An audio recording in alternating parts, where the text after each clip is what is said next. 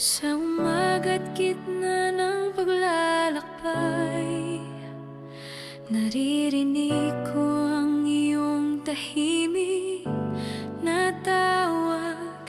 Sa bawat hinga, sa bawat pagulan, iyong kamay ang aking kompas at lakas.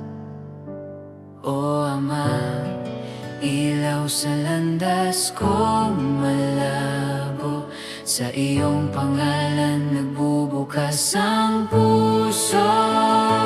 Ama namin, hawak mo ang buhay ko, sa iyo ang pag-asa, sa iyo ang tahanan. Turuan mo kami magmahal at magpatawad. Ama namin, dakila ang iyong pangalan.